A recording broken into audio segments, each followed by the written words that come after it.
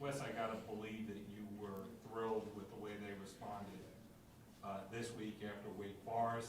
That's got to say a lot of good things about what the level you can get to later on this season. No doubt.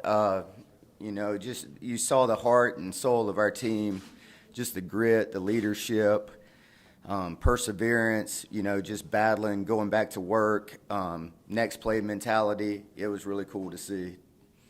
Can you walk us through that Barrett Carter sack and how that helped set the tone for the start of the second half? Yeah, definitely. That was I feel like probably one of the biggest plays in the game. You boil it down to a couple plays here and there, but just the momentum, the energy, just created great momentum in the second half. And then obviously the third down sack was huge as well.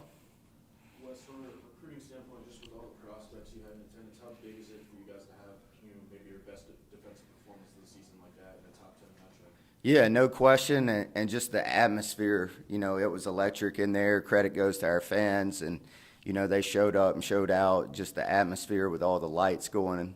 I mean, there's not a better game day environment than that. Coming off of Wake Forest, what did you say to the guys last week to get them prepared for this game and have that kind of level of excitement? Yeah, just we went back to work. Everybody knew that it was going to be a great atmosphere, game day. You don't really have to motivate the guys for that night game in the Valley and all that. But what we just went back to work. Just master the basics. Just get better with our technique, discipline, details. Try to execute with better precision, playing better technique, better pad level.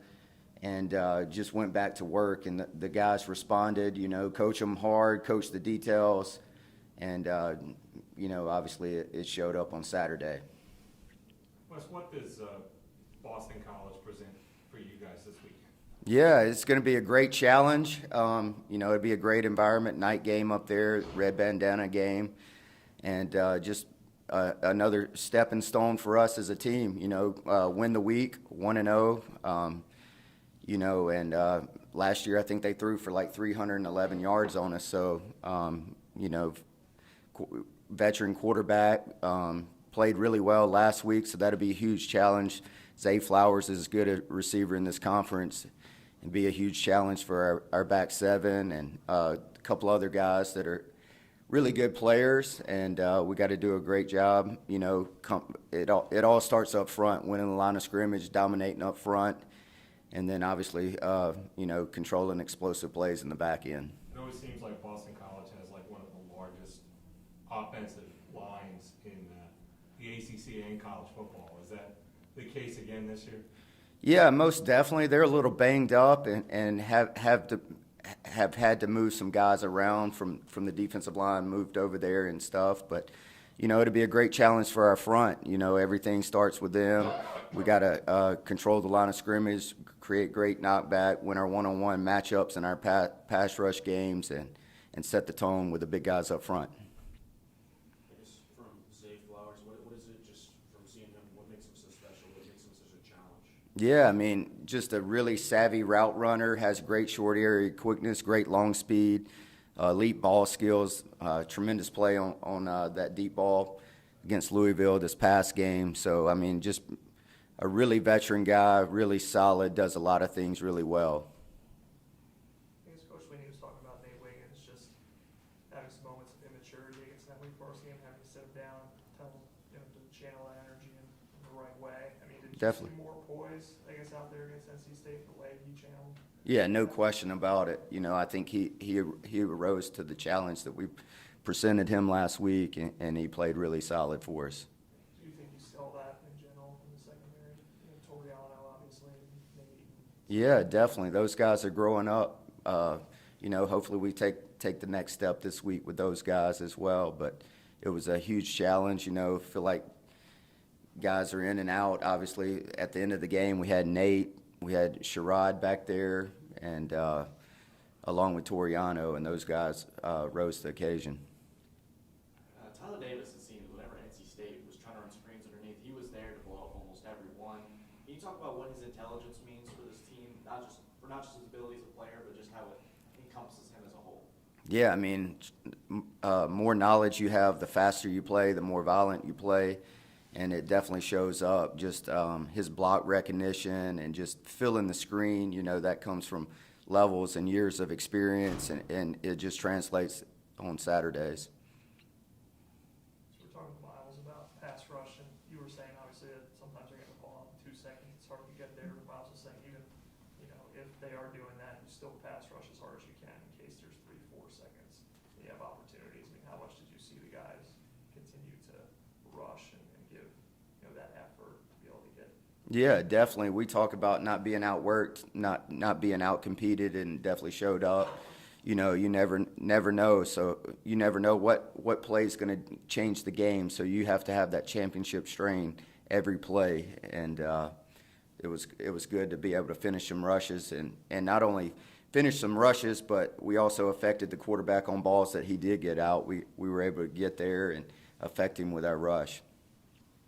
Do you think this is closer to what you want to see pass rush wise compared to the first 4 weeks? Do you feel like this game was closer to what this front four can bring on a consistent basis? Most definitely. You're number 2 in the nation now in run defense. Yeah. Is that where you expected this group to be?